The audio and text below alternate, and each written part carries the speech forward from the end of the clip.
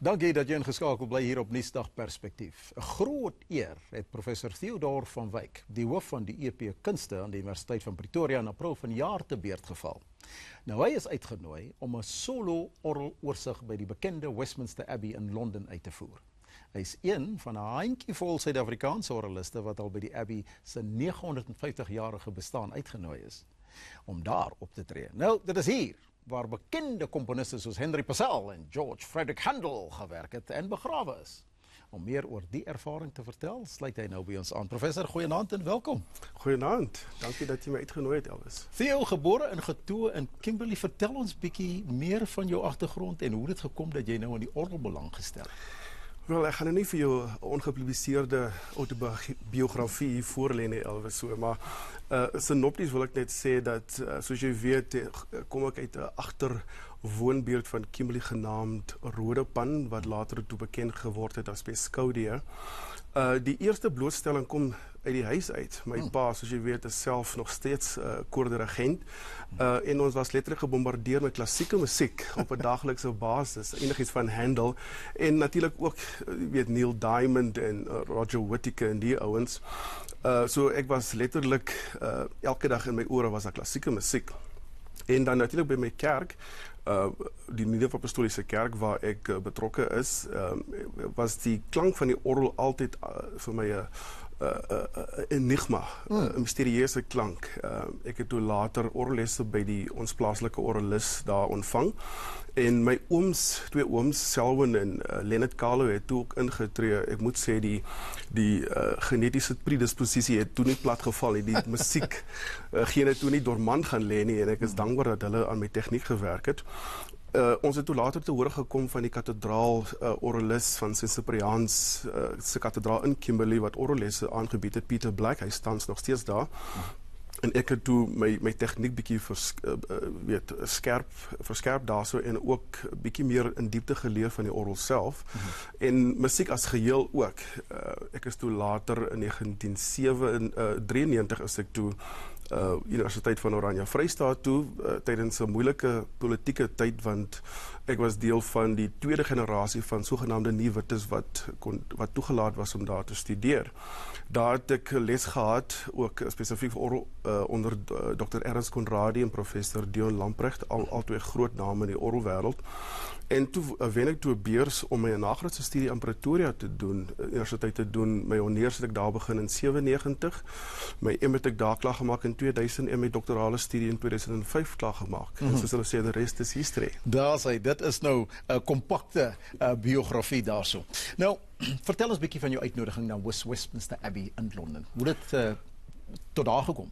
Wel, ek moet begin om te sê dat as Westminster Abbey jou nooi, dan sê jy nie nee. Jy los alles onmiddellik, al moet jy trou daai dag, jy sal dit maar uitstel, hooplik sal jou verhoofde verstaan.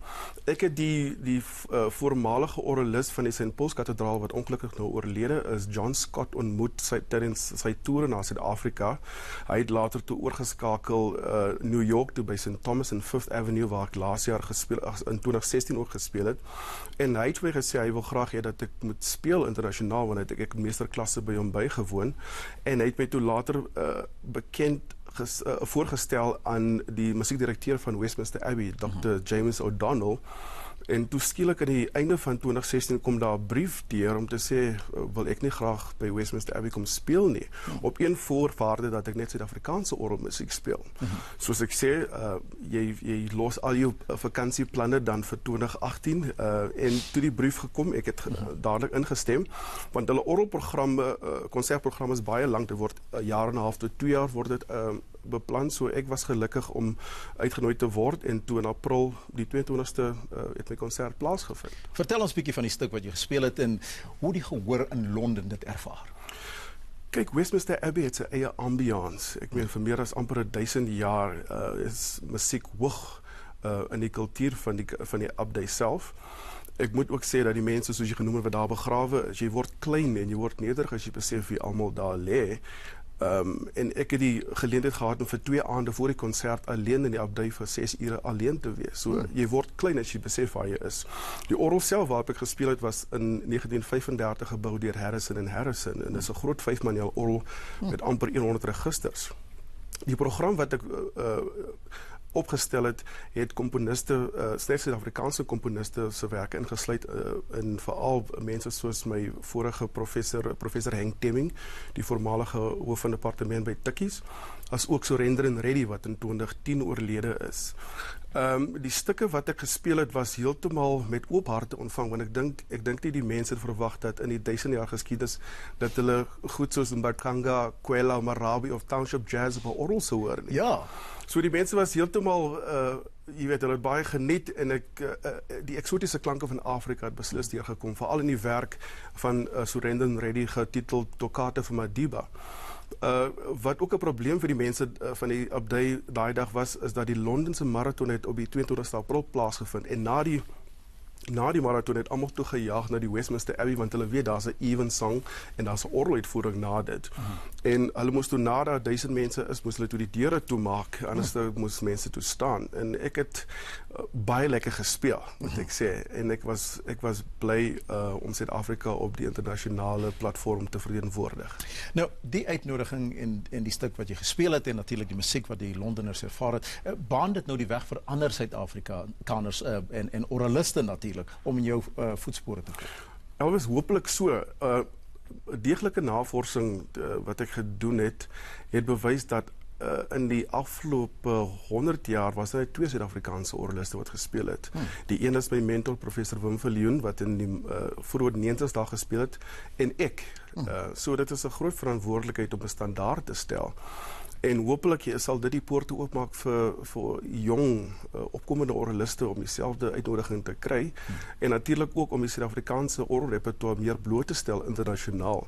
Ek dink ek het daar 'n saadjie geplant, want ek het talle e-posse na die tyd gekry om te vra vir opnames van hierdie werke of selfs die repertoire waar dit beskikbaar is. So hopelik kan dit groei en ook die baan weg vir toekomstige orgeliste. Wat nou volgende vir professor Theo van Wyk van EP? Wel, artistiek hoop ek om weer volgende jaar of in die volgende 2 jaar in die Verenigde Koninkryk weer te speel. James O'Donnell is besig om vir my 4 konserte te reël in Salisbury Kathedraal, Blackburn, Manchester en Huddersfield. So in 2020 behoort ek weer daar te wees, so ek sien uit. En dan, weet, om die orgel optimaal bietjie meer in Suid-Afrika bloot te stel en die konnotasie dat dit 'n droë kerkgebonde instrument is, om daai konnotasie te breek. Dit is eintlik 'n veelsidige instrument en een van die oudstes. Ek sit en huil nou eintlik hierso, want ek wil gehad het jy moes eintlik daai orgel hier gehad het, dat ons die musiek kan hoor. Maar daar's nie plek vir 4000 pype nie, dis die probleem. Vir musikante daar buite wat nie die orgel speel nie, wat nie weet van die orgel nie, wat is jou boodskap aan hulle? Die boodskap is dat die orgel is die oudste instrument, die mees veelsidigste. Hy sal nog daar wees vir die volgende 2000 jaar. Orgel speel met enige iets. Ek het onlangs artikel geskryf vir The Conversation Africa waar ek verduidelik dat hy selfs in 'n rock and roll opset gebruik kan word. So veelsidig is dit. En spesiaal ook in jazz en blues. Jazz en blues en bebop en enige genre. Die idee is soos hulle sê, pull out all the stops. Dis waar dit vanaf kom en die orgel sal leef. Professor, ek sê vir u baie dankie dat ek hom ingeloer het en wonderlik, ons gaan weer een of ander geselsie weer in Londen uitkom. Dankie Elvis, dankie vir die uitnodiging. Dit was professor Theo van Wyk, die hoof van EP Kunste by die Universiteit van Pretoria, wat uitgenooi was om 'n solo orgel oorsig by die gesogte Westminster Abbey in Londen uit te voer. Jy het gehoor daar die tipe musiek wat hulle gehoor het, wat hulle nooit gehoor het nie. Alles uit Afrika. En met daardie orgelnoot roep ons halt. Ons is môre aand weer terug. Goeienaand en totsiens.